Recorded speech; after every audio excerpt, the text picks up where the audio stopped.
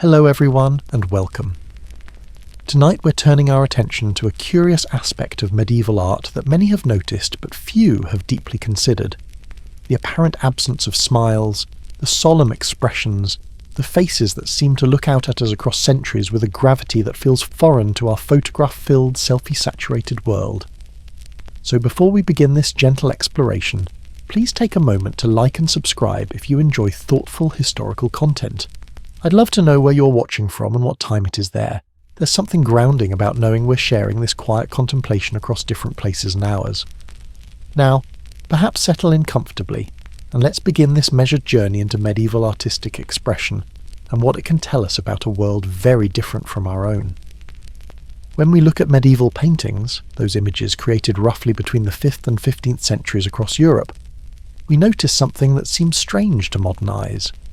The faces looking back at us are serious, composed, even stern. Smiles, when they appear at all, are rare and often reserved for specific contexts. Laughter is almost entirely absent.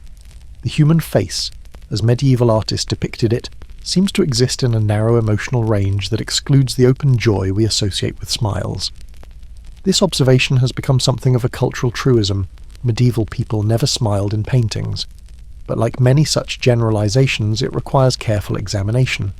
The truth is more nuanced, more interesting, and ultimately more revealing about medieval culture than the simple statement that they never smiled. Understanding why smiles were uncommon in medieval art requires us to think about what art was for, what emotions meant, what faces were supposed to convey, and how the very act of representation was understood. This isn't a story about grim, joyless people who never experienced happiness. Medieval people laughed, felt joy, celebrated, and smiled in their daily lives just as humans always have. But the translation of human experience into painted images followed different conventions, served different purposes, and embodied different values than the art we create today. The face in a medieval painting wasn't meant to be a snapshot of a fleeting emotion, but something more permanent, more significant, more carefully considered. To understand the absence or rarity of smiles in medieval paintings, we need to explore multiple intersecting factors: the theological understanding of emotions and their appropriate expression, the artistic conventions inherited from classical antiquity and transformed by Christian concerns, the technical challenges of depicting certain expressions, the social meanings attached to different facial expressions, and the very purpose of making images in a culture that had complex and sometimes contradictory attitudes toward visual representation. We'll move through this exploration slowly and thoughtfully, examining what medieval people believed about joy and its expression, how they understood the human face as a site of meaning, what different types of smiles meant when they did appear, and how artistic conventions developed and changed across the long medieval period. We'll consider specific contexts where smiles were appropriate, and others where they would have been unthinkable, revealing a complex system of emotional representation that made perfect sense within its own cultural framework.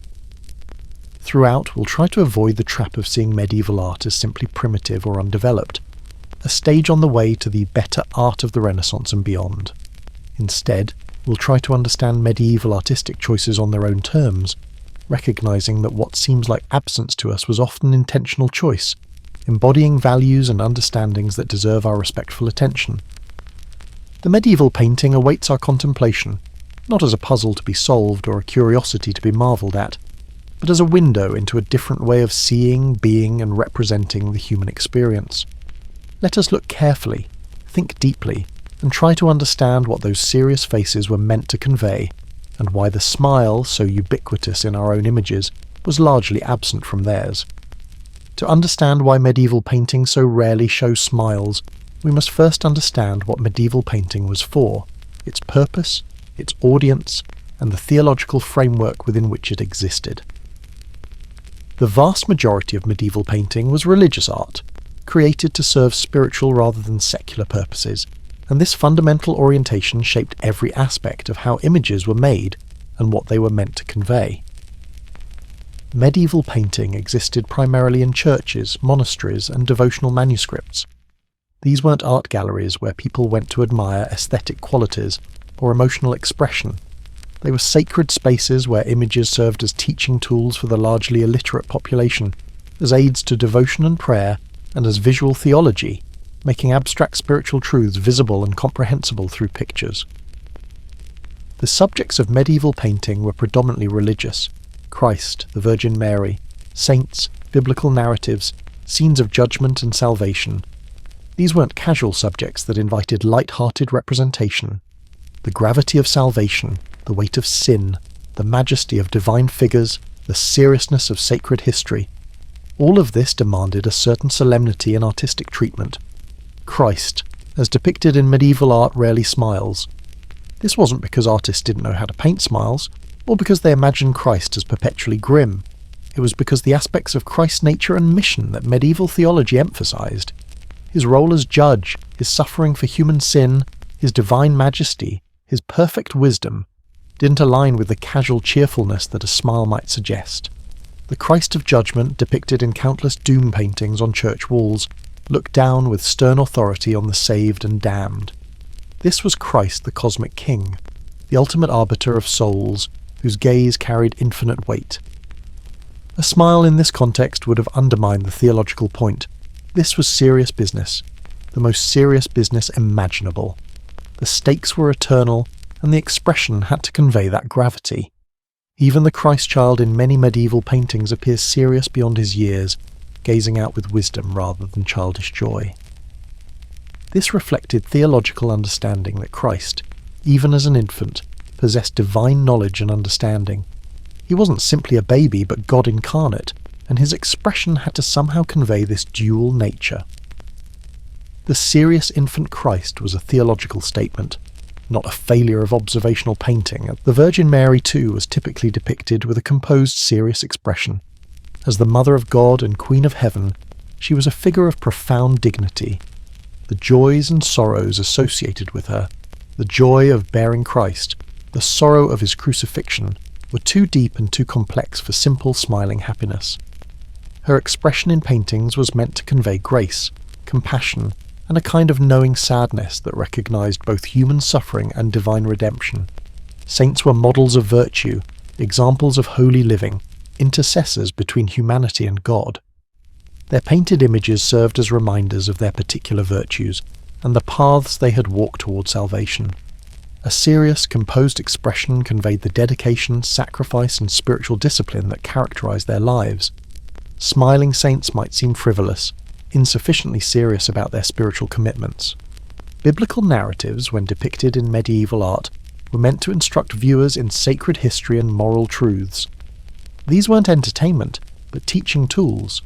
The gravity of the stories, the fall, the crucifixion, the Last Judgment, demanded appropriate emotional register. Even joyful events like the Nativity or Resurrection were treated with reverence rather than exuberance. The theological understanding of emotions themselves shaped how they could be appropriately depicted. Medieval Christianity inherited from classical philosophy a certain suspicion of excessive emotional display. The ideal was emotional control, temperance, the subordination of passions to reason and will. While joy was recognized as a legitimate emotion, particularly spiritual joy in God's grace, its appropriate expression was quiet and internal rather than demonstrative. Laughter particularly was viewed with ambivalence in medieval Christian thought. Some theologians distinguished between proper, moderate mirth and excessive, uncontrolled laughter. Christ himself was believed never to have laughed, a detail noted in medieval texts and seen as evidence of his perfect self-control and the seriousness of his mission. If Christ didn't laugh, then depicting human figures with broad smiles or laughter risked seeming spiritually inappropriate. The concept of gravitas, seriousness, dignity, weight, was valued in medieval culture. Authority figures, wise individuals, people of spiritual depth, were expected to display emotional restraint. The composed face was a sign of inner control, of reason governing passion, of spiritual maturity. In religious art depicting holy figures, this gravitas was essential. Devotional images, icons and paintings meant to aid private prayer, required expressions that invited contemplation rather than distraction. A smiling saint might break the devotional mood, pulling the viewer's attention to the image itself rather than through the image to the spiritual reality it represented. The serious face was transparent, allowing the viewer to look past the physical image to the spiritual truth. The medieval understanding of beauty in sacred art wasn't primarily about naturalism or emotional expressiveness. It was about conveying spiritual truths, inspiring reverence, teaching moral lessons. The aesthetic criteria were different from ours. Proportion, symmetry, richness of colour, and symbolic clarity mattered more than capturing fleeting emotions or individual personality. The church spaces where most people encountered paintings reinforced this serious tone.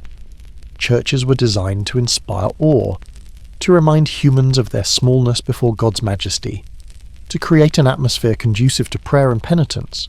The art within these spaces had to harmonise with this overall purpose. Smiling faces would have struck a wrong note in the sacred symphony of stone, glass, and paint. Manuscript illuminations, while sometimes allowing more playfulness in marginal decorations, maintained serious expressions for sacred figures in the main text illustrations. The Word of God, being illuminated and explained, demanded appropriate treatment. Even when artists played with humorous imagery in borders and margins, and they did, frequently, the central religious imagery maintained its gravity. Understanding the sacred context helps us see that the absence of smiles wasn't arbitrary or accidental. It was deeply connected to what medieval painting was trying to do, not to capture moments of human emotion but to make visible the eternal, to represent the sacred, to teach spiritual truths, to inspire devotion. Within this framework, the serious expression wasn't a limitation but an appropriate choice, embodying the values and purposes that gave medieval religious art its meaning. Medieval artistic conventions didn't emerge from nowhere. They inherited and transformed classical traditions from Greek and Roman antiquity, and understanding this inheritance helps explain why certain modes of expression, including the absence of obvious smiling, characterized medieval art. The classical sculpture that survived into the medieval period, and which medieval artists encountered as models of ancient excellence, typically depicted serious, composed faces. Greek and Roman sculpture of gods, emperors, and important individuals favoured expressions of dignified calm. This wasn't because ancient people never smiled, but because the monumental sculpture that survived represented ideals of authority, wisdom, and gravitas. The classical concept of decorum, the appropriateness of expression to subject and occasion, emphasised restraint in depicting emotion. The ideal face in classical art was the face in repose, exhibiting self-control rather than yielding to passing emotions.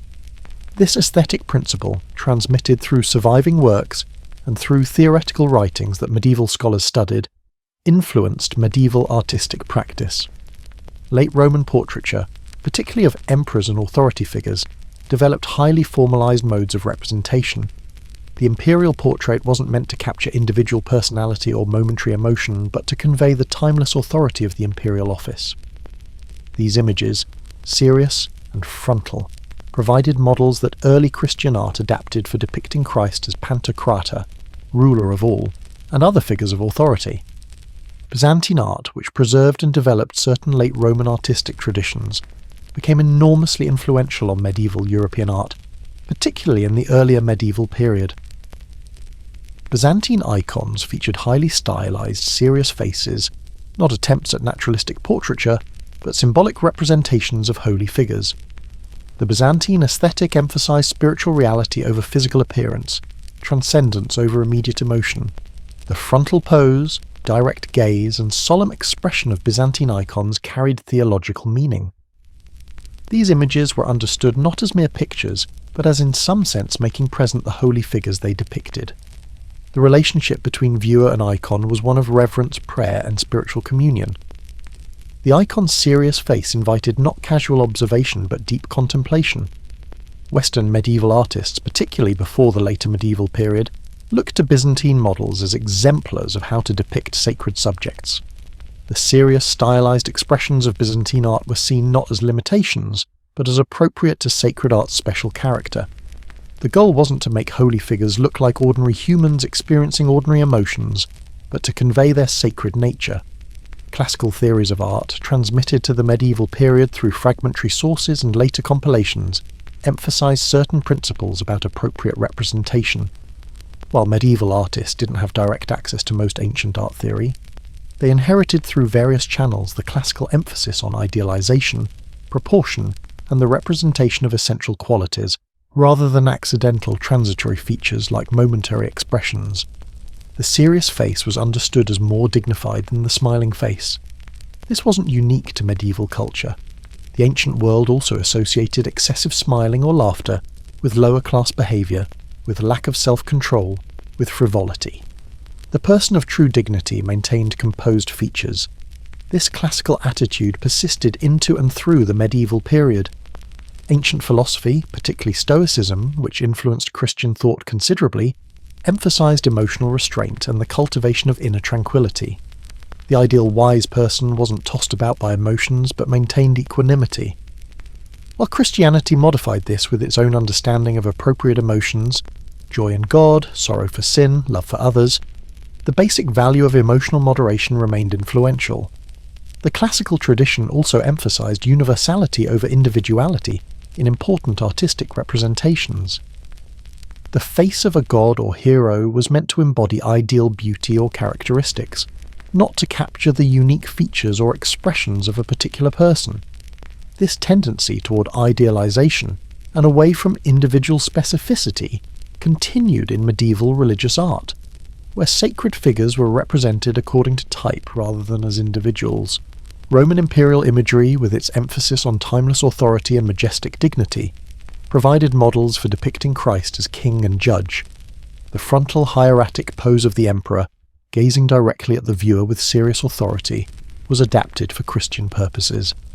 The expression that conveyed imperial power was repurposed to convey divine sovereignty.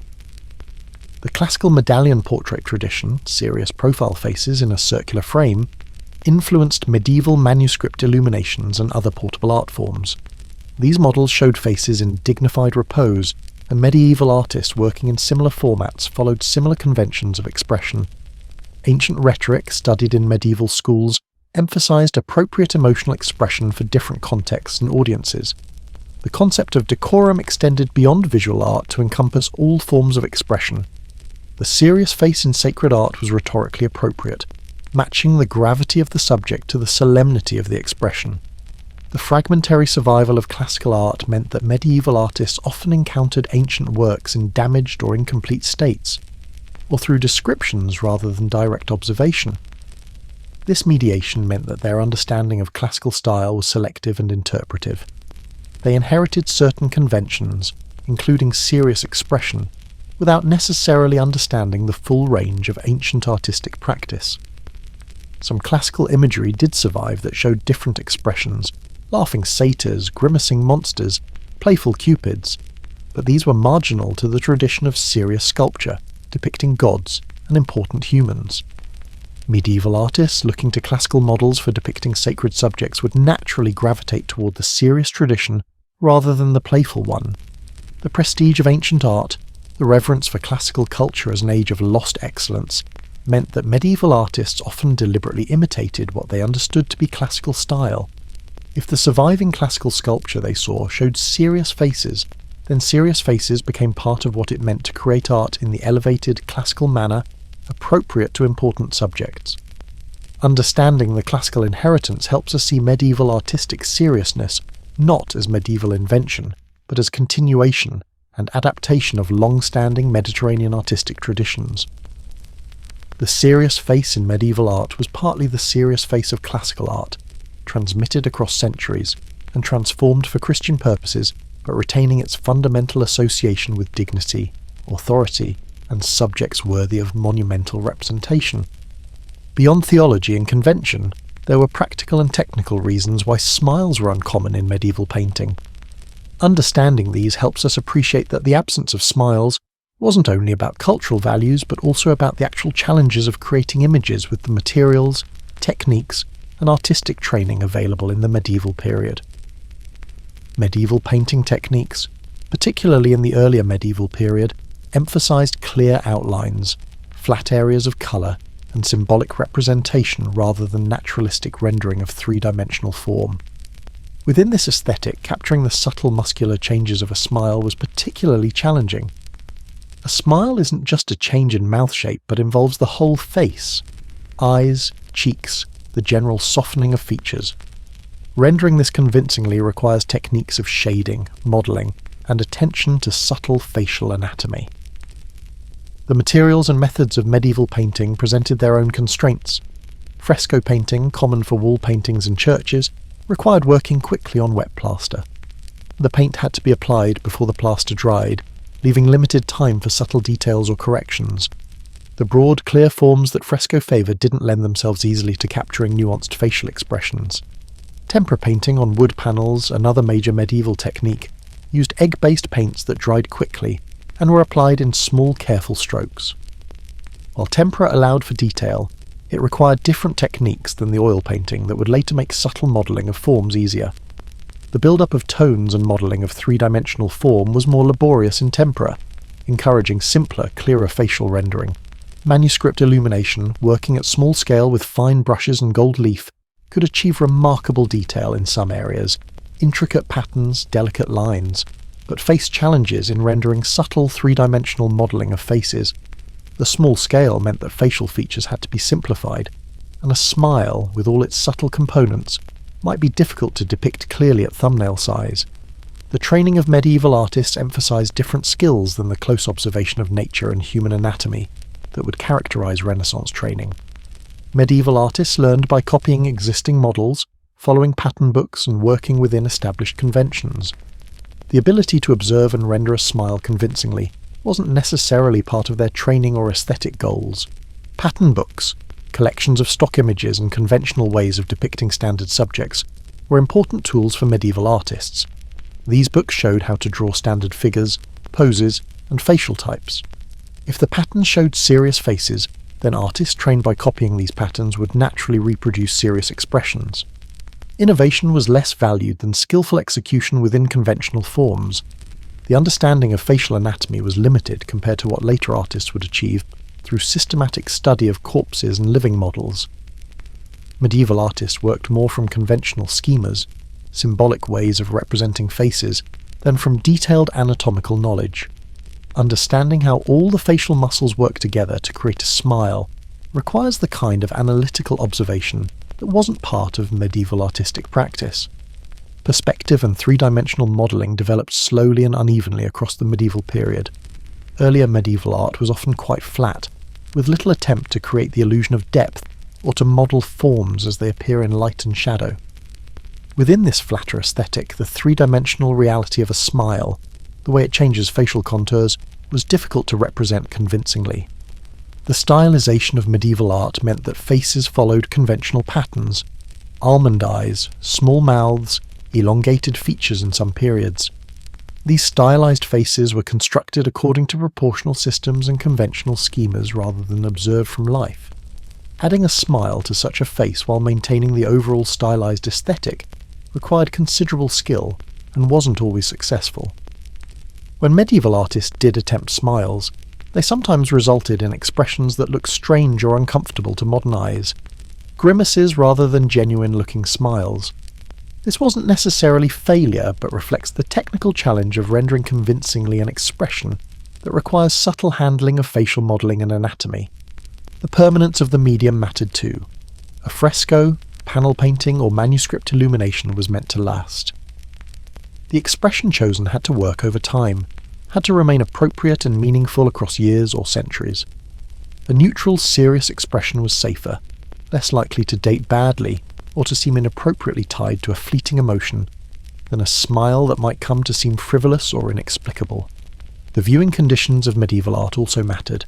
Church frescoes were often viewed at a distance, in dim light filtered through small windows. The clear, strong features of a serious face, large eyes, defined lines, read better at a distance than the subtle adjustments of a smile. The technical choice of clear, simple expressions served the practical purpose of visibility. Manuscript illuminations were viewed up close but often in less than ideal light. Candlelight, dim daylight. Again, clear, simple features worked better than subtle modelling. The serious face with its defined outlines was technically easier to make legible under varying light conditions than a smiling face would be. The metallic nature of much medieval painting, gold backgrounds, gilded halos, rich but relatively flat areas of colour, created an aesthetic where subtle naturalism of expression might have felt out of place. The The stylized, serious face harmonized with the overall formal qualities of medieval art in ways that a more naturalistic smile might not. Different regional traditions and periods had different technical capabilities. Byzantine artists developed sophisticated techniques for rendering faces within their stylized aesthetic, but smiles weren't part of that aesthetic system. Italian artists of the later medieval period, beginning to explore more naturalistic rendering, began occasionally including smiles, but this was part of a gradual technical development. The technical challenges shouldn't be overstated.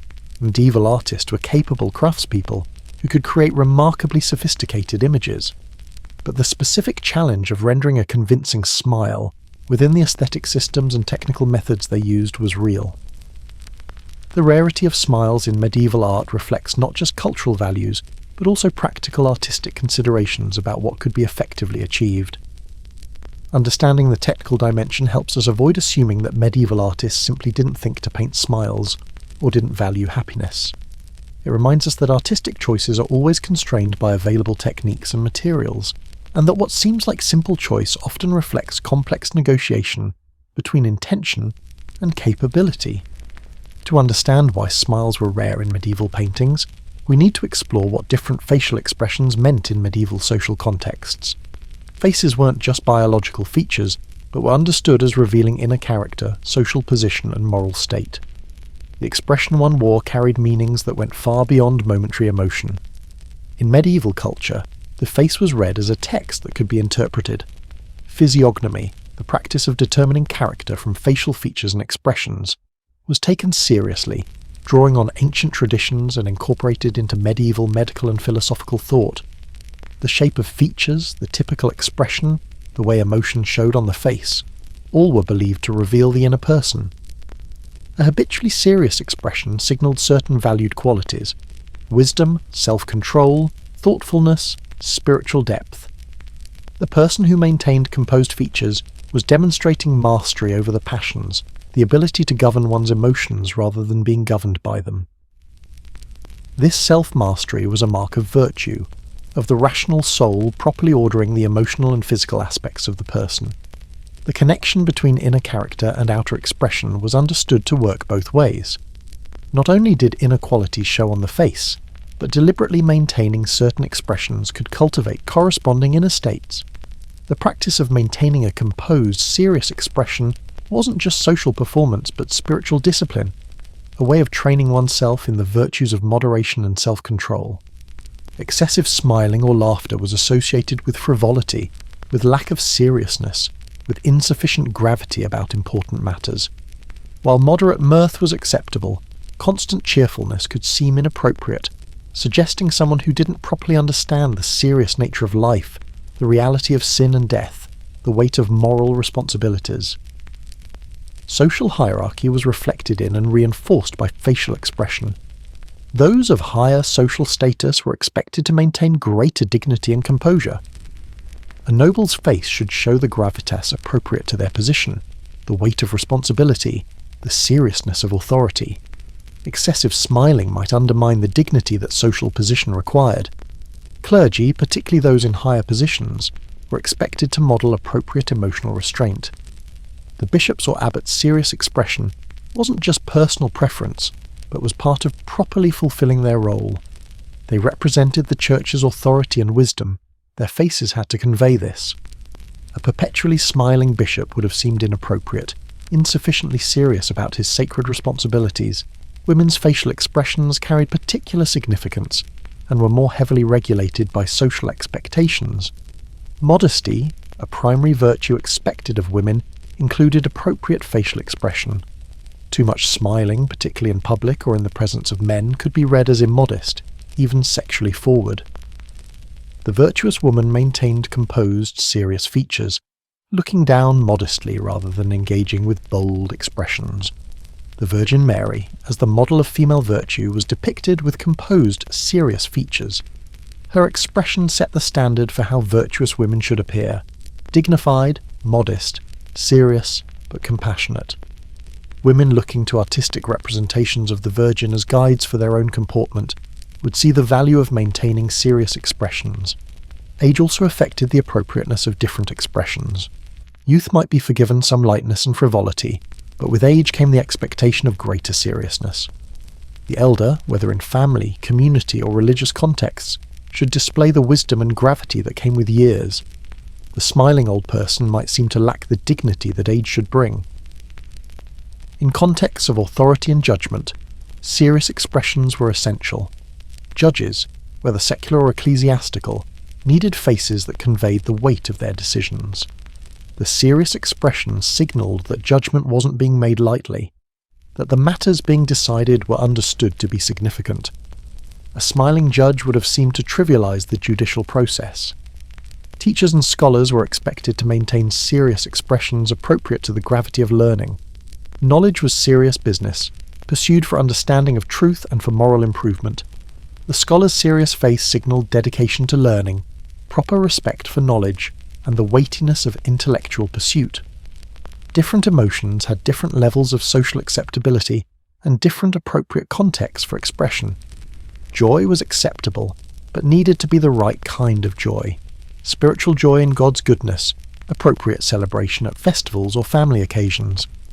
But even legitimate joy was expected to be expressed with some moderation. Excessive, uncontrolled mirth suggested lack of proper restraint. Sorrow and solemnity were more universally acceptable than cheerfulness. The awareness of sin, the contemplation of death, the recognition of life's difficulties, these were considered spiritually and intellectually mature responses to human existence. The serious face that acknowledged life's gravity was safer, less likely to be misinterpreted or criticised, than the smiling face. Public and private contexts created different expectations for expression. In public spaces, particularly in church or at formal occasions, composed seriousness was expected. In private, among family and close friends, more emotional expression might be acceptable.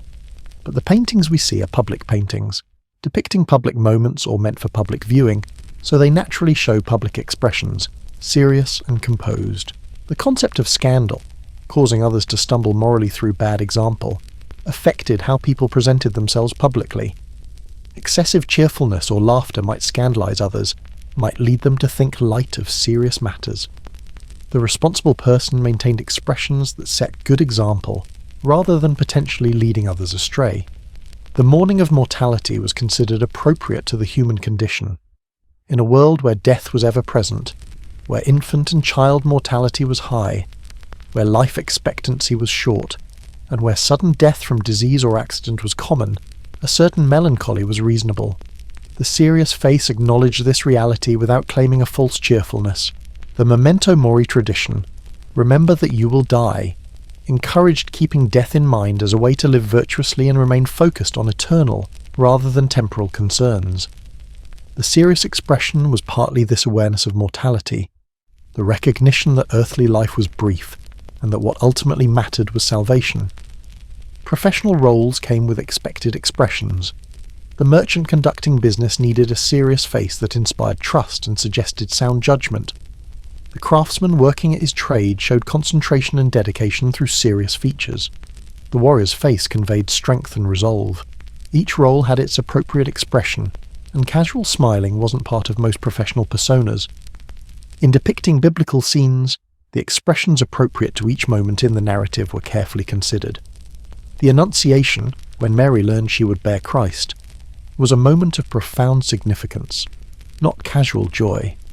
The serious expressions of Mary and the angel Gabriel reflected the gravity of this world-changing moment.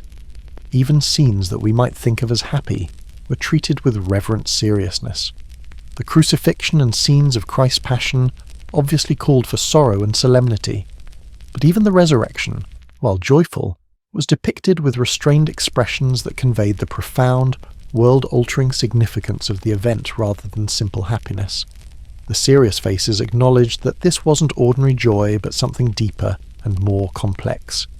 Saints' legends, when illustrated, showed the saints facing trials, performing miracles, accepting martyrdom, moments that called for courage, dedication, and spiritual strength rather than smiling cheerfulness.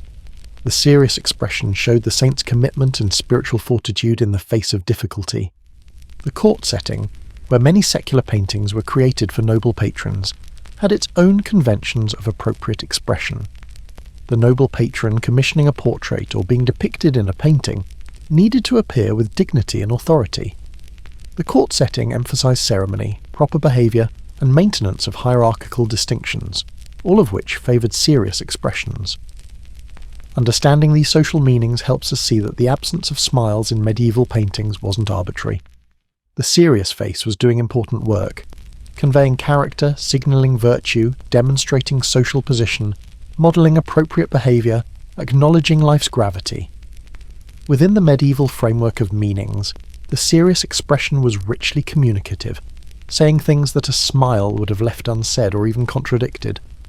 The medieval viewer looking at a painting with serious faces wasn't seeing the absence of something, smiles, but the presence of something, gravity, dignity, virtue, appropriate emotional register. The serious face was the default because it was the most versatile, the most dignified, the safest, and the most appropriate for the subjects and contexts where painting occurred. It was a positive choice rather than a negative absence. While serious expressions dominated medieval painting, smiles weren't entirely absent. Understanding when and where smiles did appear reveals the boundaries of appropriateness and helps us see the careful distinctions medieval artists and viewers made about emotional expression. These exceptions prove the rule by showing that smiles were possible, but were reserved for specific contexts where they carried particular meanings.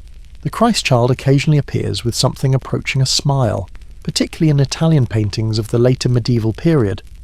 This wasn't the knowing, serious Christ child of earlier traditions, but a more human infant, displaying the natural expressiveness of childhood. Even here, though, the expression was typically mild. A gentle, contained pleasantness rather than a broad smile. The humanity of Christ was being emphasized, but still within bounds of dignity appropriate to God incarnate. Angels sometimes appeared with gentle, serene expressions that could be read as subtle smiles, particularly in scenes of the Annunciation or in depictions of angels singing praise to God. The joy of the angels in heaven, their eternal contemplation of divine glory, might be suggested through expressions slightly softer and more joyful than the serious standard. But these were quiet, dignified joys, befitting heavenly beings. In scenes of the Nativity, particularly in later medieval art, shepherds and other human witnesses might show expressions of wonder and joy that included gentle smiles. The joy at Christ's birth was appropriate, and ordinary human figures, shepherds rather than holy figures, had more license for emotional expression. Still, these were typically restrained expressions, awe and wonder rather than exuberant happiness. The blessed souls in depictions of paradise sometimes showed expressions of peaceful joy. In paintings of the Last Judgment, while the damned writhed in anguish on one side, the saved on the other side might display serene, gently smiling contentment as they entered heaven. This distinction in expression helped convey the contrast between eternal suffering and eternal bliss. Children in secular contexts, playing in marginal scenes of manuscripts or appearing in domestic settings in late medieval art, sometimes were shown with more expressive faces that included smiles. Children were allowed more emotional expression than adults, their faces not yet fully subject to the disciplines of social convention. A playing child might smile, but this reflected childhood's special status rather than general approval of smiling. In scenes of feasting and celebration, particularly in secular manuscript illuminations depicting court life or holiday celebrations, figures sometimes appeared with expressions suggesting enjoyment and mirth. These were appropriate contexts for happiness, communal celebration, abundance, fellowship. Even here, though, the expressions were typically moderate rather than exuberant. Depictions of vices sometimes included inappropriate smiling or laughter. The fool, the drunkard, the person giving in to sin, these might be shown with expressions of improper mirth, smiling or laughing in ways that signalled their moral failing. The smile here wasn't positive, but was a visual indicator of vice, of someone who didn't properly understand or care about serious moral matters. Demons and evil figures were sometimes depicted with grotesque grins or leers, distorted expressions that resembled smiling but were clearly malevolent. These mocking, cruel expressions served to make evil visually repellent. The twisted smile became a sign of evil's perversion of proper order, taking what should be joyful and distorting it into something horrible. In satirical images, and medieval art did include satire, particularly in manuscript margins and in certain genres like representations of the world turned upside down, figures might be shown with exaggerated expressions including inappropriate smiles. A peasant pretending to be a knight, for instance, might be shown grinning foolishly, the expression signalling the absurdity of someone acting above their station. The green man and other folk imagery that made its way into church decoration sometimes featured smiling or laughing faces emerging from foliage. These representations of nature spirits or pre-Christian imagery existed in an ambiguous space, tolerated in margins and architectural details, but not in central sacred imagery. The smiles here were part of their marginal, somewhat pagan character. Musical instruments and their players occasionally appeared with suggestions of joy in performance. Musician angels might have expressions suggesting the pleasure of creating beautiful sounds in praise of God. In secular contexts, minstrels and musicians might be shown with expressions of concentration mixed with pleasure in their art. Late medieval Italian art, particularly the work of Giotto and his followers in the 14th century, began to include more naturalistic emotional expressions, including occasional gentle smiles. This was part of a broader movement toward more human, emotionally accessible religious art. The innovations were sometimes controversial, seen by some as inappropriately familiar with sacred subjects. In the very late medieval period, as artistic styles began evolving toward what would become Renaissance conventions, smiles became slightly more common. The shift toward more naturalistic representation, more attention to individual personality, and more interest in capturing the full range of human emotions gradually opened space for smiling expressions that earlier medieval art had largely excluded. Portraits of donors, the wealthy patrons who commissioned religious artwork and had themselves depicted in prayer at the edges of religious scenes, occasionally showed expressions that were slightly warmer and less stern than the holy figures they were painted beside. The donor needed to appear pious and serious, but there was slightly more latitude for individual personality to show through. Women in secular manuscripts, particularly in courtly romance illustrations, sometimes appeared with expressions suggesting pleasant feelings, though smile might be too strong a word. The lady listening to a troubadour, the maiden in a garden scene, these figures might have expressions of mild pleasure, carefully calibrated to remain modest and appropriate, while suggesting the romantic sentiments of the narrative. The rare examples of what we might call genre scenes, depictions of daily life rather than religious or courtly subjects, sometimes included more varied expressions. A baker at his oven, a woman spinning, people at market. When such scenes appeared, they might include expressions suggesting satisfaction in work or pleasure in social interaction, though still typically restrained by our standards. In medical and scientific manuscripts, illustrations of various human types or temperaments sometimes included figures with different expressions to illustrate different personalities or emotional states. The sanguine temperament associated with cheerfulness and optimism might be depicted with a smile to visually convey these characteristics as part of teaching about humoral theory. Heraldic imagery and symbolic representation sometimes included smiling or laughing faces as part of their iconographic program. A smiling sun, for instance, might appear as a decorative or symbolic element. These weren't naturalistic representations of humans, but symbolic images where the smile carried specific meanings as part of a visual language. In Jewish manuscript illuminations, which developed somewhat independently from Christian artistic traditions, the treatment of expression followed different conventions, but still tended towards seriousness in depictions of biblical narratives and important figures. Smiles were rare here too, though the specific cultural and theological contexts were different from Christian art.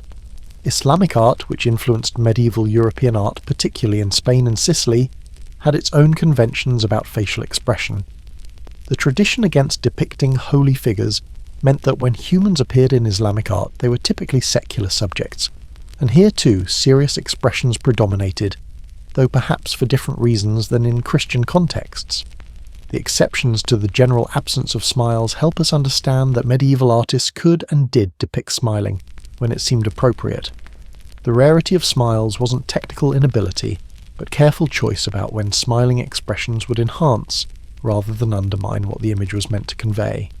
Each smile that did appear carried specific meaning within its context, and the very unusualness of smiles gave them particular weight when they were included. Looking at these exceptions also reveals the gradual evolution across the medieval period.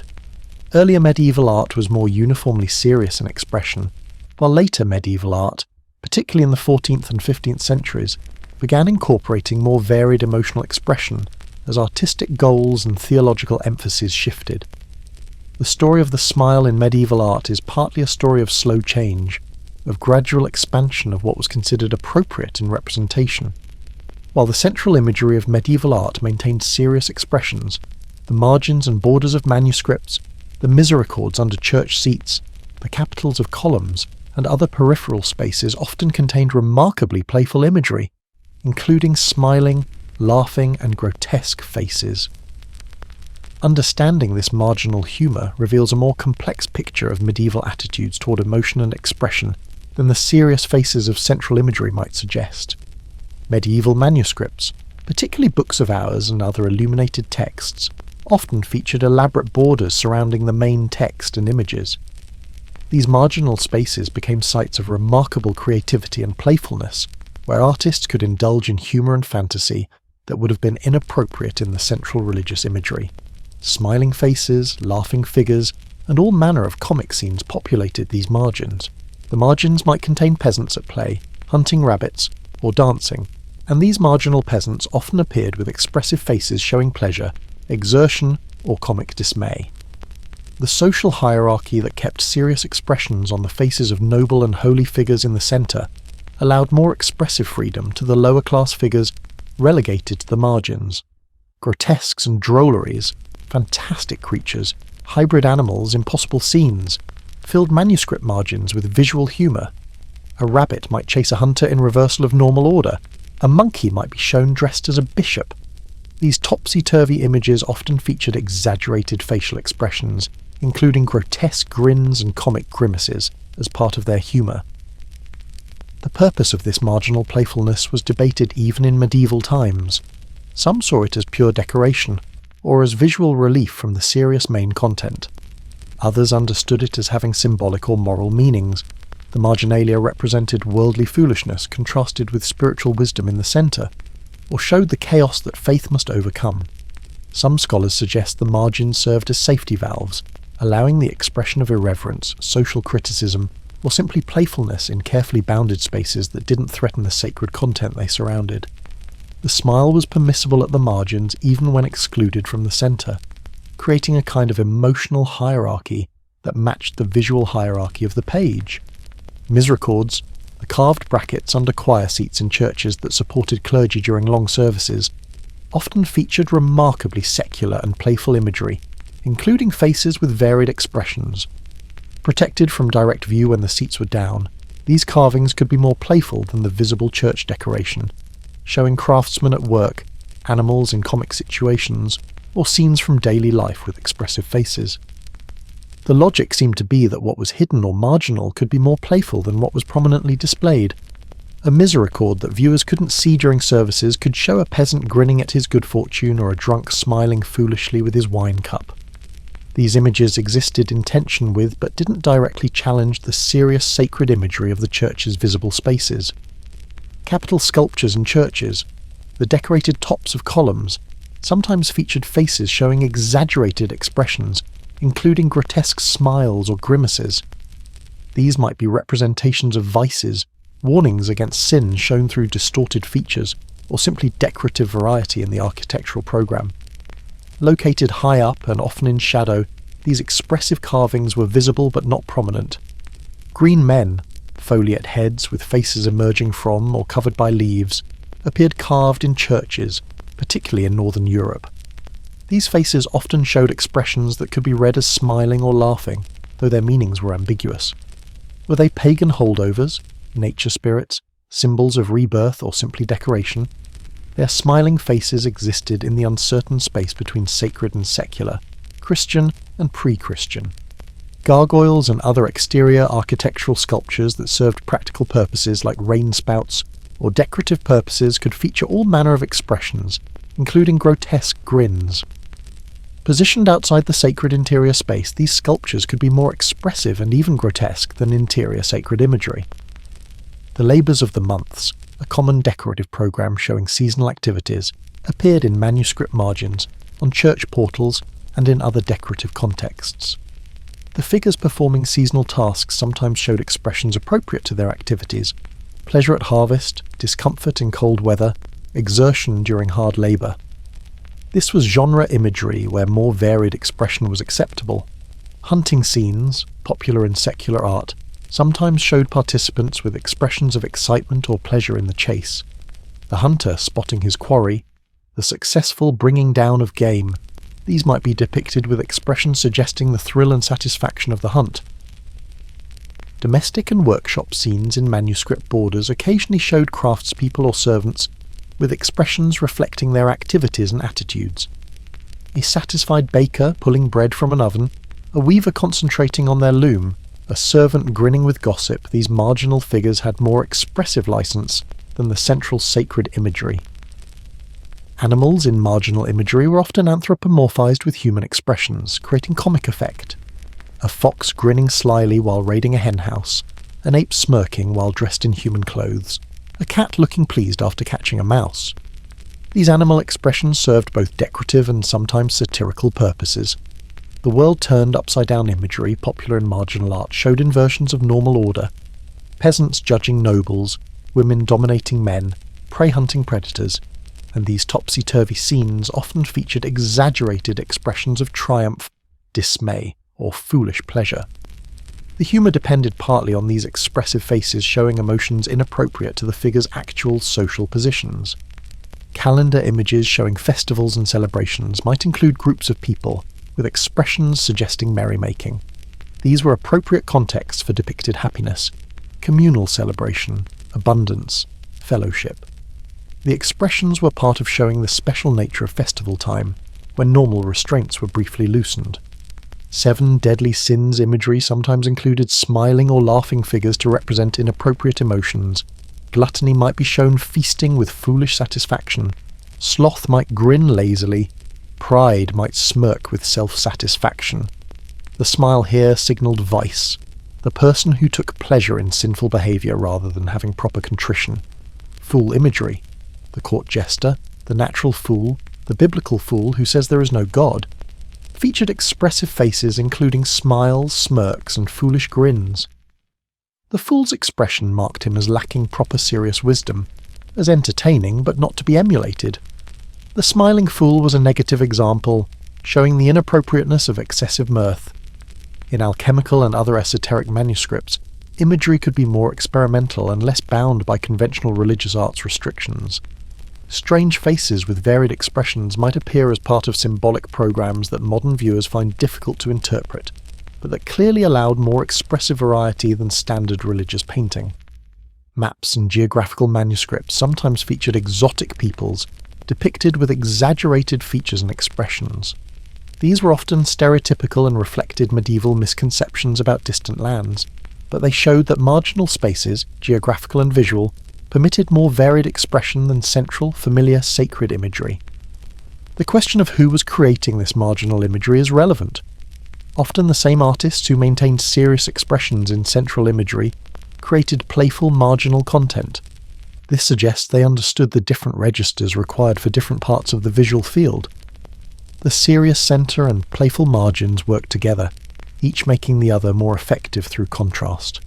The marginal humour also suggests that medieval people did value playfulness and humour, that they enjoyed comic imagery, and recognised various human expressions.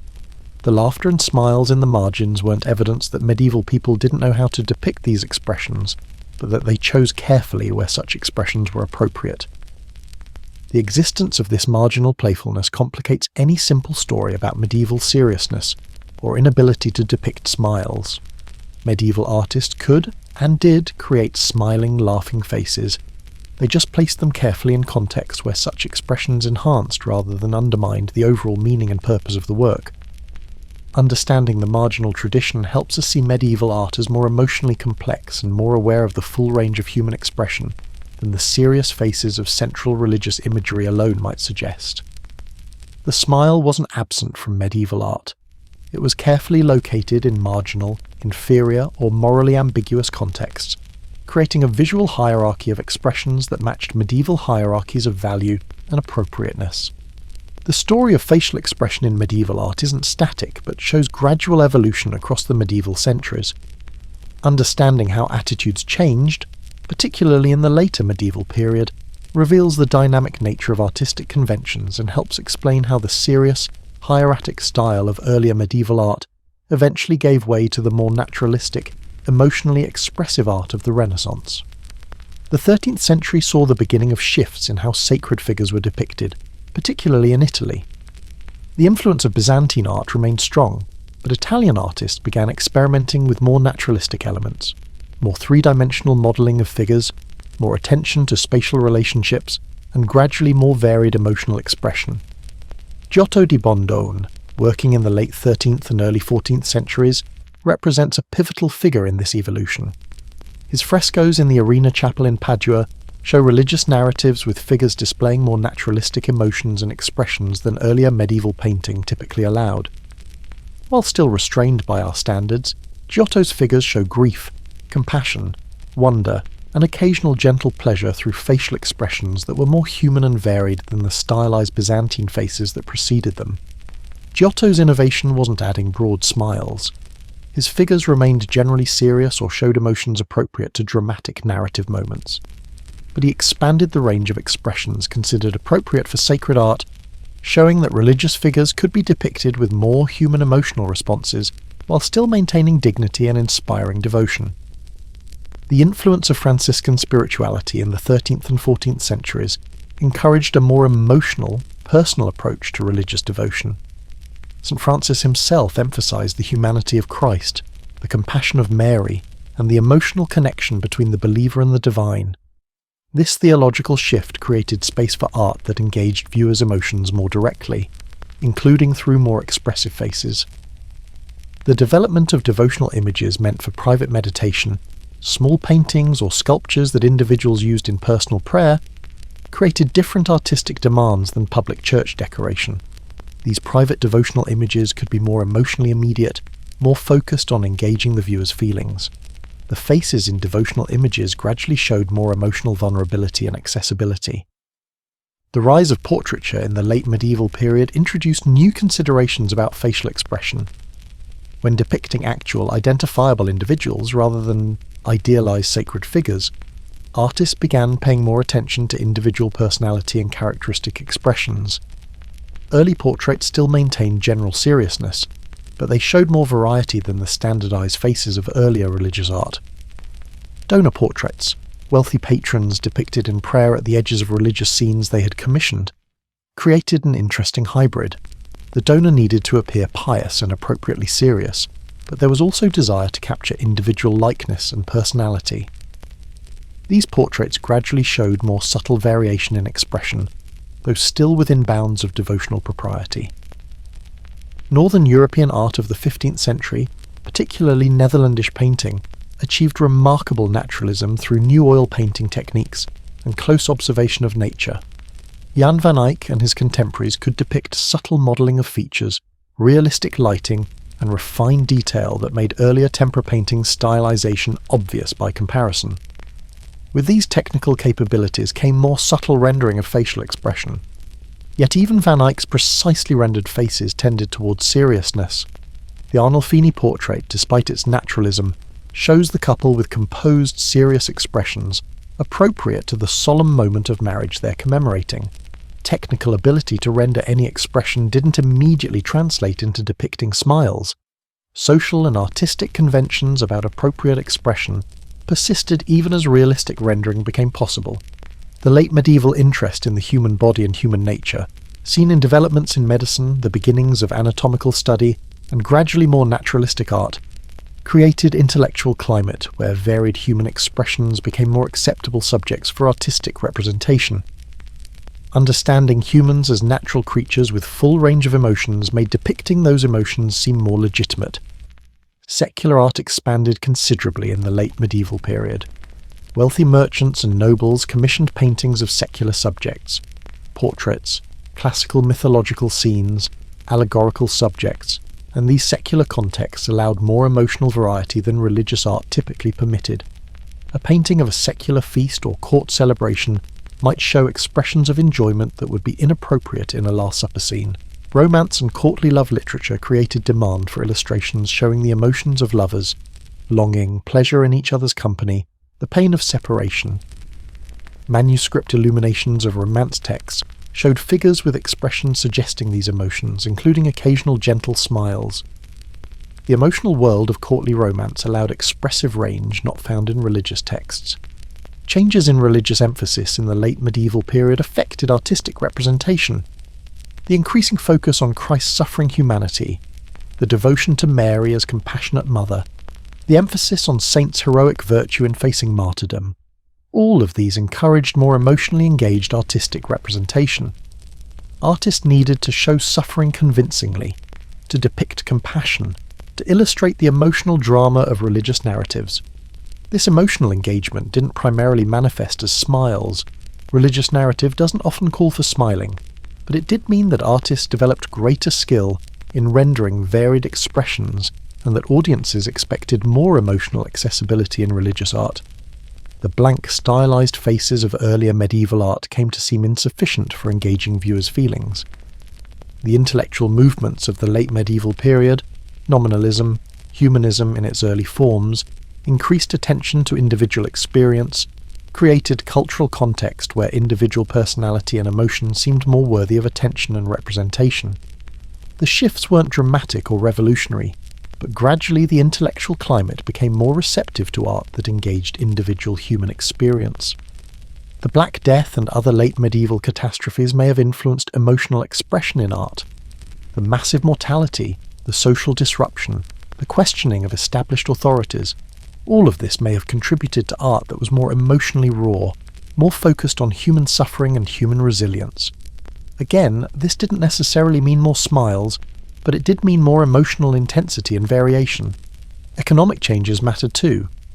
The growth of a wealthy merchant class created new patrons for art, who had different tastes and different ideas about appropriate artistic representation than the clergy and nobility who had been primary patrons earlier. Merchants might want portraits that showed them as prosperous and successful, which could include expressions of satisfaction and contentment. Technical developments in various artistic media expanded possibilities for expression. Better understanding of perspective allowed more naturalistic spatial representation.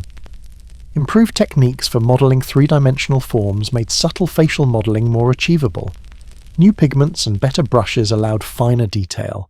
As technical capabilities grew, so did possibilities for nuanced expression. The increasing prestige of ancient classical art as Renaissance ideas began developing encouraged artists to study surviving ancient sculptures and texts about art. While classical art also favoured serious expressions for important subjects, it included more varied expressions overall than medieval art had shown. Looking to classical models could justify expanding the range of expressions in contemporary art. International exchange increased in the late medieval period, with artists travelling more and being exposed to different regional traditions. Italian artists influenced Northern European art and vice versa. Byzantine influences continued to shape European art even as European artists began developing more distinctive regional styles. This cross-pollination exposed artists to varied approaches to expression. The development of artist identity, the recognition of individual artists as important creators rather than anonymous craftspeople, may have encouraged innovation in expression, as artists sought to distinguish their work. An artist developing a recognizable style might experiment with emotional expression as part of creating distinctive work. Theoretical writings about art, while limited in the medieval period, gradually began discussing representation in more sophisticated terms. Leon Battista Alberti's writings in the 15th century, while technically Renaissance rather than medieval, built on late medieval developments in thinking about how art should represent emotions, and how painters should depict the full range of human expressions. By the end of the medieval period, the groundwork had been laid for the Renaissance exploration of human emotions and expressions. While medieval art right up to its end maintained general seriousness in sacred imagery, the range of what was considered acceptable had expanded. Subtle smiles began appearing more frequently. Varied emotional expressions were more common. The strict conventions of earlier medieval art had loosened. Understanding these late medieval developments helps us see that the absence of smiles wasn't an eternal medieval characteristic, but reflected conventions that evolved over time.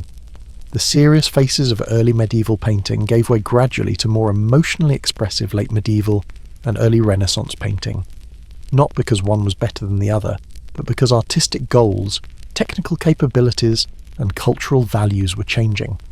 The story is one of continuity and change, with persistent underlying values about dignity and appropriate expression gradually accommodating new interests in naturalism and emotional expression. The smile's journey from rare exception to more common feature spans centuries and reflects broader cultural transformations in how humans understood themselves, their emotions, and the purposes of art. The development of portraiture in the late medieval period created new contexts and challenges for facial expression. When the subject of a painting was an actual, identifiable individual rather than a sacred figure, biblical character, or allegorical type, the question of what expression to paint became more complex, involving considerations of personality, status, and the purpose of the portrait itself. Medieval portraiture emerged gradually and somewhat unevenly from earlier traditions of stylized representation. The earliest medieval portraits, such as those of rulers on coins or in manuscript illuminations, were often highly conventional, recognizable more by accompanying inscriptions or regalia than by individualized features. The face was a placeholder for the person's identity, rather than a careful rendering of their actual appearance. Royal and noble portraiture, as it developed through the medieval period, served primarily dynastic and political purposes. A portrait of a king wasn't simply a picture of an individual, but a representation of royal authority, dynastic continuity, and political power. The appropriate expression for such a portrait was serious dignity, the face that conveyed the weight of sovereignty and the gravitas of rule. The serious expression in royal portraits served multiple functions. It displayed the self-control and wisdom expected of rulers. It avoided the informality and momentary quality of a smile. It created an image that could represent the ruler across time, not capturing a moment but embodying the permanent reality of their rule. The portrait face was a public face, carefully constructed to project authority. Portraits of the nobility followed similar conventions. When a noble commissioned a portrait, whether standing alone or as part of a religious commission, the expression needed to convey their social position, their virtue, their appropriate dignity. A smiling noble might seem frivolous, insufficiently serious about their responsibilities to dependents, family, and lord. The connection between portraiture and funeral monuments was significant. Many portraits were created as part of tomb monuments or memorial commissions. The deceased needed to be represented as they would appear in eternity, composed, dignified, worthy of remembrance and prayers. The memorial portrait showed the person in their best, most dignified aspect, not in a moment of casual happiness.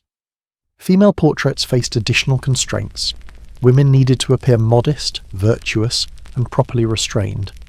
Too much facial expression, whether smiling or otherwise, could seem immodest, too open, insufficiently reserved.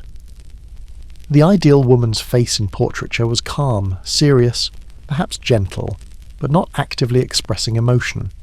The portrait tradition that developed in Burgundy and the Netherlands in the 15th century achieved remarkable naturalism in depicting individual features, the exact shape of a nose, the texture of skin, the specific pattern of wrinkles.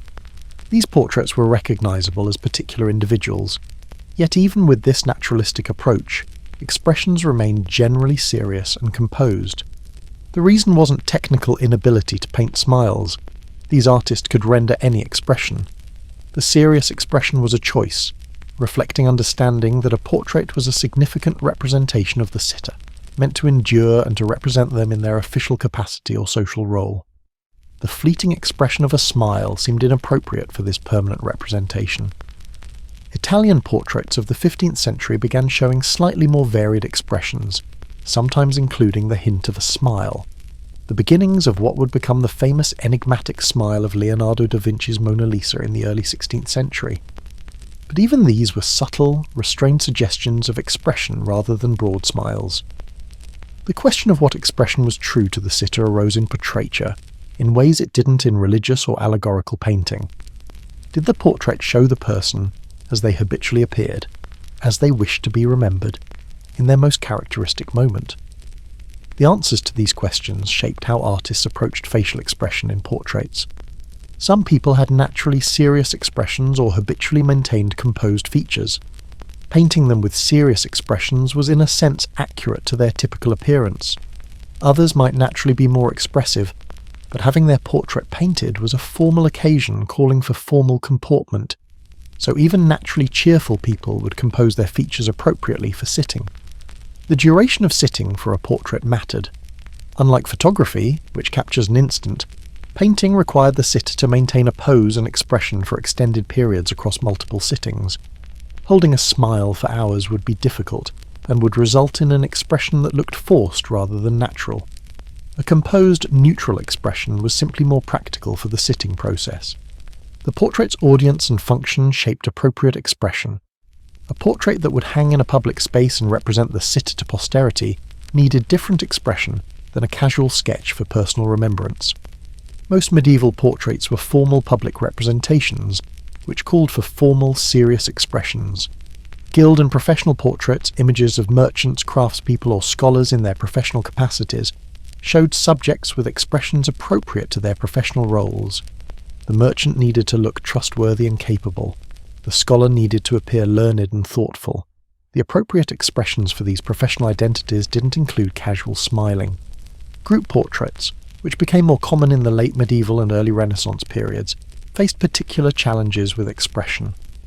All members of the group needed expressions that harmonized, that conveyed their collective identity or purpose. Varied expressions, with some smiling and others serious, would create visual chaos. Uniform seriousness created visual unity. Portrait miniatures, small paintings meant for personal keeping, often exchanged between betrothed couples or friends, allowed more intimacy and personal feeling than large formal portraits. Yet even these generally maintained serious expressions, though perhaps with more softness and warmth in the eyes. The miniature portrait was personal, but still formal. Self-portraits by artists remained rare in the medieval period, but began appearing more frequently in its final centuries. When artists depicted themselves, they typically showed serious, thoughtful expressions, the face of someone engaged in the serious business of creating art. The artist as craftsperson and intellectual didn't smile in self-representation any more than other professionals did. Manuscript illuminations that depicted authors or scribes at work showed them with serious, concentrating expressions appropriate to their scholarly labour. These weren't exactly portraits in the modern sense, but were representations of specific people in their professional roles. The serious face signalled dedication to learning and respect for the written word. The emergence of painted portrait panels, distinct from manuscript illumination or fresco work, created a market for portraits as objects to display family lineage, commemorate the deceased, or demonstrate status. These painted portraits followed the conventions we've discussed. Serious, dignified expressions appropriate to the portrait's commemorative and representative functions. The cost of commissioning a portrait meant that only the wealthy could afford them. This economic reality reinforced the serious expression. Portraits were prestige objects for those at the top of the social hierarchy, and their expressions had to convey the dignity appropriate to their position. The expense of the portrait itself demanded appropriate gravitas in the image. Heraldic considerations sometimes influenced portrait expression. Portraits might include family coats of arms, or be designed to hang in dynastic galleries alongside ancestors' portraits. Visual continuity with ancestors' serious portraits encouraged similar expression in contemporary portraits, creating family visual traditions of serious representation. The legal and social functions of portraits mattered. A portrait might serve as proof of identity, as legal documentation of appearance for marriage negotiations, or as representation of a person in their absence. These functions required clarity and seriousness rather than the ambiguity or temporary quality of smiling expressions. Funerary portraits, whether on tombs or as separate memorial paintings, showed the deceased as they should be remembered and prayed for. The expression was one of peaceful repose or pious devotion, appropriate to someone whose soul awaited judgment or resided in the afterlife. These portraits existed between worlds, representing the earthly person but in context of eternal destiny. Understanding portraiture's specific requirements helps explain why even as painting techniques developed, that could capture any expression, serious expressions persisted. The portrait served particular social, political and memorial functions that were best served by serious, dignified expressions. The smile's gradual introduction into portraiture in the Renaissance represents a shift in what portraits were for and what they meant, not just a change in artistic capability. To fully understand the absence of smiles in medieval paintings, we need to explore medieval culture's complex relationship with joy, happiness and their expression. Medieval attitudes toward positive emotions were nuanced, distinguishing between legitimate and illegitimate forms of joy, between appropriate and inappropriate expressions of happiness, in ways that shaped how smiles could or couldn't be depicted in art. Joy was recognized as a legitimate Christian emotion, indeed, a crucial one. The joy of salvation, the happiness of contemplating God's goodness, the gladness of Easter and the resurrection, these were central to Christian experience. The Bible commanded believers to rejoice in the Lord always, and medieval sermons and writings discussed joy extensively. Medieval people weren't opposed to joy itself, but the joy that medieval theology emphasized was primarily spiritual joy. Joy in God, in salvation, in divine truth. This spiritual joy was understood as deep, profound, and not necessarily connected to external circumstances or physical pleasures. It was an internal state of the soul rather than a response to temporary earthly happiness. The distinction between spiritual joy, gaudium spirituale, and worldly pleasure, delectatio carnalis, was fundamental. Spiritual joy was lasting, based on eternal truths, and morally elevating. Worldly pleasure was temporary, based on passing circumstances, and potentially morally dangerous if pursued for its own sake, rather than as part of proper enjoyment of God's good creation. This distinction shaped how joy could appropriately be expressed. Spiritual joy, being internal and profound, didn't necessarily show on the face, or if it did, it showed as serene peace rather than smiling cheerfulness. The serious, peaceful face could be understood as showing deep spiritual joy that transcended the need for external expression. Laughter was particularly problematic in medieval thought. Church authorities from early Christianity onward debated whether laughter was appropriate for Christians. Some pointed to Christ's statement that those who laugh now will mourn, and argued that laughter was worldly and inappropriate for those aware of sin and judgment. Others defended moderate, appropriate laughter, while condemning excessive or scornful mirth. The monastery, which served as a model for Christian living even for lay people, typically had rules restricting laughter. Monks were expected to maintain silence or speak only when necessary, to avoid idle conversation and jesting, and to cultivate serious devotion. The monastic ideal valued gravitas, weightiness, seriousness, over levity. This didn't mean monasteries were joyless places. Monks experienced the deep joy of communal worship, the satisfaction of work well done, the pleasure of learning. But these joys were to be internal and controlled, not expressed through loud laughter or obvious cheerfulness. The ideal monk's face showed peaceful contemplation rather than smiling enjoyment. Medieval stories and moral examples often featured the dangers of excessive mirth. Tales warned of people who laughed at inappropriate times, or who were too given to pleasure, and were therefore unprepared for death when it came suddenly. The message was that life was serious business, that death could come at any moment, and that constant cheerfulness showed spiritual immaturity. The concept of compunction, sorrow for sin, was valued in medieval spirituality. The truly spiritual person recognized their sinfulness, and felt appropriate sorrow and repentance. This didn't mean constant misery, but it did mean that unmoderated happiness seemed spiritually suspect. How could one be casually cheerful when aware of one's sins and the sufferings of Christ? The brevity and uncertainty of life encouraged a certain melancholic awareness. With high mortality rates, sudden deaths, constant disease, and genuine insecurity about the future, medieval people had legitimate reasons for sober seriousness. Joy that ignored these realities could seem foolish or delusional, yet this shouldn't be overstated. Medieval people did celebrate, did enjoy festivities, did experience happiness in their daily lives. The church calendar was full of feast days when celebration was appropriate. Weddings, christenings, harvest festivals, and other occasions brought genuine communal joy. The issue wasn't that medieval people never experienced joy, but how that joy should be expressed and valued relative to other concerns. The 7 deadly sins included sloth, acedia, sometimes understood as spiritual apathy or joylessness. Too little joy, the inability to appreciate God's goodness, was a vice. But several other deadly sins, gluttony, lust, pride, involved excessive or inappropriate pleasure. The virtuous mean lay between joyless apathy and excessive pleasure-seeking. The cultivation of virtue required effort and discipline, which didn't naturally produce smiling cheerfulness. The virtuous life involved controlling appetites, practicing charity despite inconvenience, maintaining patience in suffering, persevering in faith despite doubts. These disciplines produce satisfaction and deep joy, but not necessarily the surface cheerfulness that a smile suggests. Popular culture included plenty of humour, play and laughter, folk festivals, drinking songs, bawdy stories, games and sports. All of these were part of medieval life and involved laughter and pleasure. But this popular culture wasn't typically what got represented in painting. The paintings we have are mostly religious art, or art for elite patrons, and these contexts called for different expressions than popular festivities. The class dimension mattered. Elite culture emphasized restraint, control, dignity, qualities expressed through serious demeanor.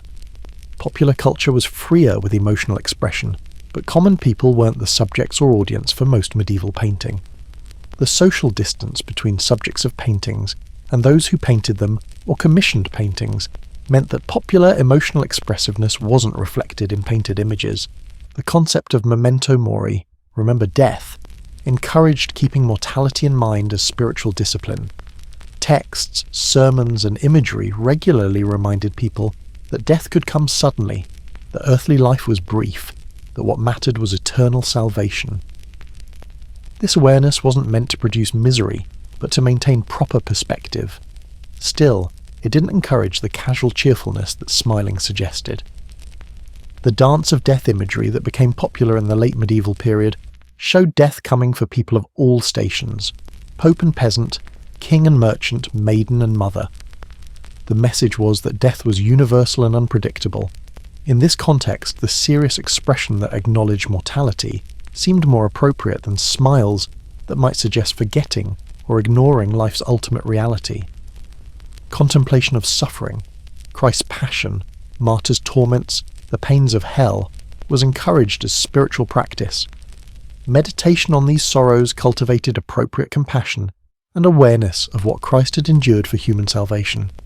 This contemplative practice didn't naturally produce smiling expressions, though it could produce the deep peace of understanding God's love. The theological virtue of hope was distinct from simple optimism or cheerfulness.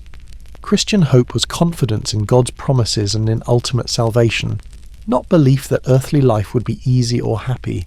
Hope could coexist with suffering, with awareness of difficulty, with sober recognition of challenges. The serious face could express hope better than a smile could. Joy in medieval understanding was often future-oriented. Joy in anticipation of heaven, joy in confidence of salvation, joy in the ultimate triumph of good over evil. This eschatological joy, focused on the end times and eternal life, wasn't dependent on present circumstances, and wasn't naturally expressed through immediate smiling happiness. The communal nature of medieval life meant that individual emotional expression was always socially situated. How one felt and how one showed feelings had to be appropriate to one's role, status, and the situation. The social regulation of emotional expression, what could be shown when and by whom, meant that even when joy was felt, its expression was carefully modulated by social expectations. Understanding these cultural attitudes helps explain why painters, even when technically capable of depicting smiles, generally didn't. The smile represented a kind of joy or pleasure that, while not entirely inappropriate, wasn't the highest or most valued form of happiness. The serious expression could convey dignity, wisdom, spiritual depth, appropriate awareness of life's gravity, all more important than momentary cheerfulness in the medieval hierarchy of values.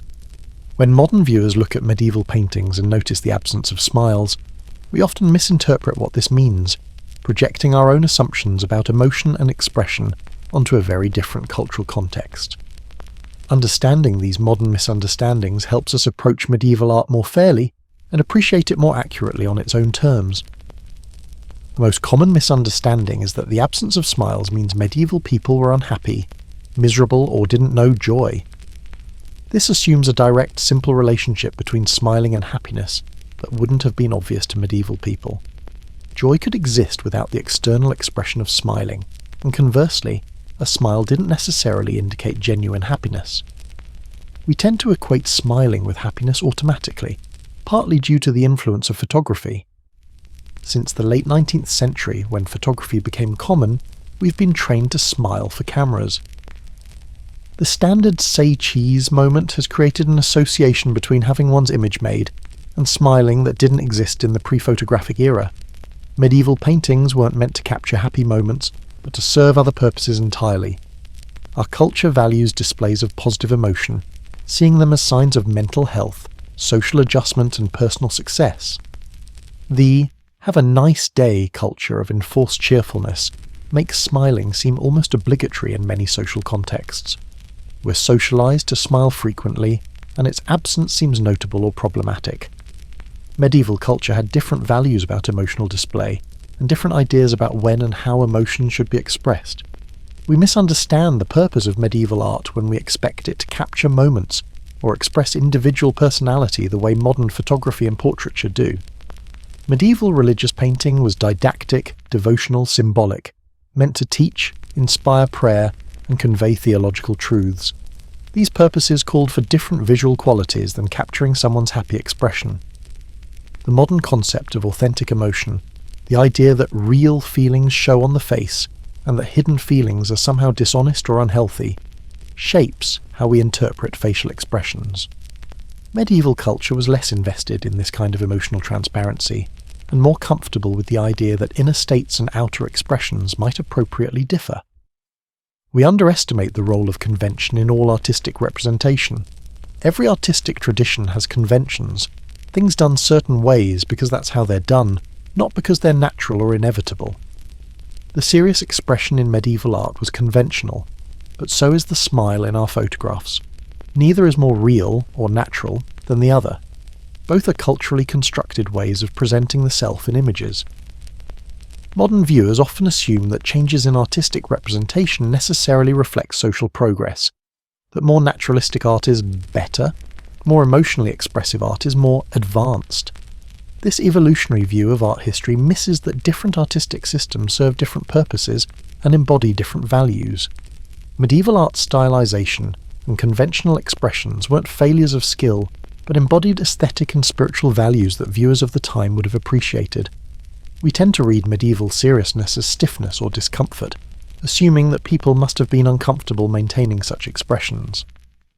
But if serious expressions were habitual, normal, and valued, they wouldn't have felt uncomfortable to medieval people any more than our photographic smiles feel uncomfortable to us, even though they're also often held poses rather than spontaneous expressions. The modern democratic impulse makes us uncomfortable with the hierarchical nature of medieval expression, where different people were expected to display different emotional registers based on their social position. We value emotional authenticity and individual expression over social role, making medieval conventions of appropriate expression seem oppressive rather than simply different. We project our own discomfort with seriousness onto medieval people. Modern culture, particularly in casual contexts, often treats seriousness as pretentious or unnecessarily formal. We value approachability, friendliness, the casual over the formal. Medieval culture had different values, and serious dignity wasn't seen as pretension, but as appropriate deportment for many contexts. The modern emphasis on childhood innocence and playfulness makes the serious medieval Christ child seem wrong to us. We expect children to be playful and smiling, and a serious infant seems unnatural. But medieval theology understood Christ as God from conception, possessing divine knowledge even as an infant. The serious expressions served theological purposes that made sense within medieval understanding. We misinterpret the reserved expressions of medieval women, sometimes seeing them as evidence of oppression or unhappiness. While medieval women certainly faced genuine restrictions and inequalities, their serious expressions in paintings reflected artistic conventions about depicting females modestly and virtuously, not necessarily their actual emotional experiences or the totality of women's medieval experiences. The modern therapeutic emphasis on expressing feelings and letting emotions out makes medieval emotional restraint seem unhealthy or repressed. But cultures have different models of emotional health. Medieval emphasis on emotional control and appropriate expression reflected different psychological and spiritual theories, not ignorance of emotional well-being. We tend to see art as self-expression, the artist conveying their personal feelings and vision.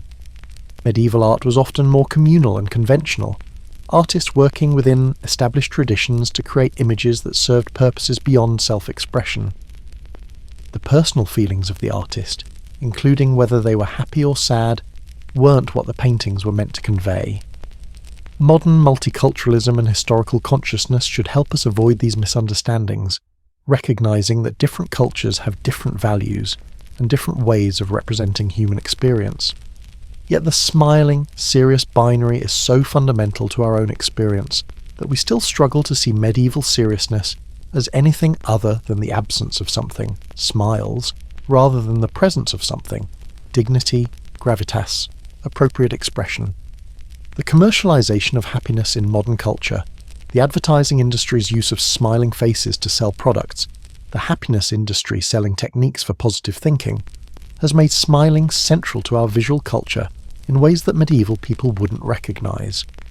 We're bombarded with images of smiling faces constantly, making their absence seem strange rather than understanding that this saturation itself is historically unusual.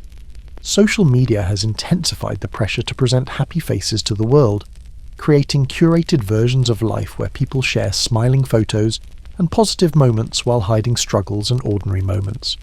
This creates expectations that images should show happiness, making medieval art's different priorities harder to understand. The speed of modern life, the emphasis on instant gratification and immediate pleasure, makes medieval concerns with eternal rather than temporal happiness harder to grasp. Medieval culture's long-time horizons, thinking about salvation over eternity rather than happiness in the moment, reflected different assumptions about what mattered, assumptions that shaped appropriate expression in permanent artistic representations. Understanding these modern misunderstandings helps us approach medieval art more generously and more accurately. Instead of asking, why didn't they smile? We can ask, what were serious expressions meant to convey? Instead of seeing absence, we can see presence, the presence of values, meanings, and purposes that made the serious expression appropriate and valuable in its own context. As we conclude this exploration of facial expression in medieval paintings, we find ourselves with a richer, more nuanced understanding of why smiles were rare in medieval art. The answer isn't simple. It never is when we're trying to understand human culture across vast distances of time, but it's comprehensible when we attend carefully to the multiple factors that shaped artistic conventions. The absence of smiles in medieval paintings wasn't about ignorance, inability, or universal unhappiness. It reflected a complex intersection of theological understanding about appropriate emotional expression, inherited classical traditions about dignified representation, technical challenges and aesthetic choices in artistic methods, social meanings attached to different expressions, the sacred purposes of most medieval painting, and cultural attitudes toward joy and its proper manifestation. Medieval people experienced joy, laughed, smiled in their daily lives. They weren't grim, perpetually miserable beings trudging through life without happiness. But their understanding of what joy was, when it was appropriate, how it should be expressed, and whether permanent artistic representations should capture momentary emotions was different from ours. The serious faces in their paintings made sense within their worldview. Religious art, which constituted most medieval painting, had purposes that called for serious expressions, teaching spiritual truths, inspiring devotion, representing sacred figures and narratives, serving as aids to prayer. These functions were best served by expressions that conveyed dignity, gravity, and appropriate reverence. The smile, associated with temporal pleasure and momentary emotion, didn't fit these purposes as well as serious composed expressions did. The technical evolution of artistic styles mattered. Earlier medieval art was more stylized, more symbolic, less concerned with naturalistic representation. As techniques developed toward greater naturalism in the late medieval period, the range of possible expressions expanded, but conventions about appropriate expressions persisted even as technical capabilities grew. social hierarchies and meanings shaped expression significantly. The serious face conveyed qualities valued in medieval culture: self-control, wisdom, appropriate awareness of life's gravity, dignity. Different social groups had different freedoms regarding emotional expression, with elite figures expected to maintain greater composure than common people, and women expected to show more reserve than men. The marginal spaces where smiles and laughter did appear, in manuscript borders, on misericords, in architectural details, remind us that medieval culture wasn't monolithic. Different contexts called for different expressions, and playfulness coexisted with seriousness in carefully bounded ways. Understanding what appeared at the margins helps us appreciate the structure that made margins distinct from centres. The gradual evolution across the medieval centuries shows that conventions weren't static. What began as highly stylised Byzantine-influenced art slowly developed toward more naturalistic representation, with more varied emotional expressions becoming acceptable, particularly in the later medieval period. The story has movement and direction, even as certain core values about appropriate expression persisted. The portrait tradition's development created new considerations about individual personality and characteristic expression, though even here, serious expressions predominated for the social and memorial functions most portraits served. The slow emergence of the individual as worthy subject of representation paralleled the slow expansion of acceptable expressions in painting. Understanding medieval attitudes toward joy, the distinctions between spiritual and worldly happiness, the suspicion of excessive mirth, the value placed on emotional restraint, helps us see that serious expressions weren't necessarily joyless. The medieval face in painting could convey deep spiritual joy, peaceful contentment, and hopeful confidence while remaining outwardly serious. Our modern misunderstandings, projecting our photographic conventions, our emphasis on emotional display, our democratic values onto medieval art, prevent us from appreciating medieval expression on its own terms. Recognizing these misunderstandings helps us approach medieval art more fairly, seeing its conventions as different rather than deficient, as reflecting different values rather than representing ignorance or inability. The comparison between medieval art and our own image-making practices reveals how thoroughly cultural contexts shape representation. Our own constant smiling in photographs is as conventional and culturally specific as medieval seriousness in paintings. Neither is more natural or true. Both are learned behaviours, cultural constructions of how people should present themselves in images. Perhaps the deepest insight is that the human face in representation is never simply a face, but is always a site of meaning, carrying messages about values, purposes, social relationships, and cultural understandings. The medieval serious face was richly meaningful within its context, communicating things that mattered deeply to medieval viewers, even if those meanings don't immediately translate to modern eyes. Looking at medieval paintings with awareness of what serious expressions were meant to convey, dignity, spiritual depth, appropriate gravitas, eternal rather than temporal focus, we can begin to see them not as failed attempts at naturalism or as evidence of unhappiness, but as sophisticated visual communications embodying values that deserve our thoughtful consideration. The journey from medieval serious expression to modern photographic smiles spans centuries of changing artistic techniques, evolving cultural values, shifting theological emphasis, and fundamental transformations in what images are for and what they mean. Neither endpoint is better than the other. Each serves its cultural context, embodies its era's values, and speaks to its intended audiences in ways that make sense within their worlds. As we conclude, we might look at medieval paintings with new eyes trained to see not what's absent, smiles, but what's present, dignity, spiritual awareness, careful conventional expression. We might appreciate the skill with which medieval artists conveyed character and meaning through subtle modulations of serious expressions, the way a slight downward gaze conveyed humility, the way composed features suggested inner peace, the way frontal gazes created connection between viewer and sacred figure. And perhaps we might reflect on our own conventions of expression in images, the automatic smile for cameras, the curated happiness of social media, the pressure to appear constantly cheerful. Understanding medieval difference might help us see our own practices more clearly, recognizing them as cultural choices rather than natural inevitabilities. The medieval paintings await our attention in museums, churches, and manuscripts around the world. The serious faces look out at us across centuries, inviting not casual observation but thoughtful contemplation.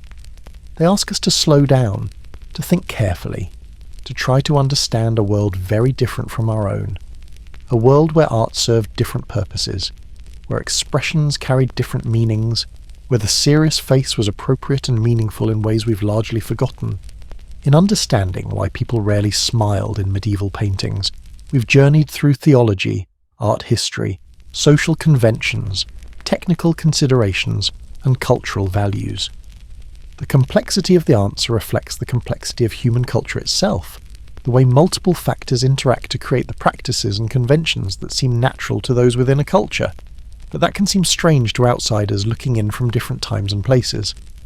The medieval serious face, once understood, becomes not a curiosity or a puzzle, but a window into a complete worldview, a coherent system of values and meanings, a sophisticated visual language that medieval people understood fluently, but that we must learn to read. In learning to read it, we gain not just knowledge about the past, but perspective on our own present, seeing our conventions more clearly by contrast with others. And so we leave the medieval paintings with gratitude for what they've taught us, not just about medieval art, but about the nature of representation, the cultural specificity of all human practices, and the importance of approaching difference with respect and careful attention. The serious medieval faces will continue looking out at viewers for centuries to come, and perhaps now we can meet their gaze with better understanding of what those serious expressions meant, and why they mattered in the world that created them.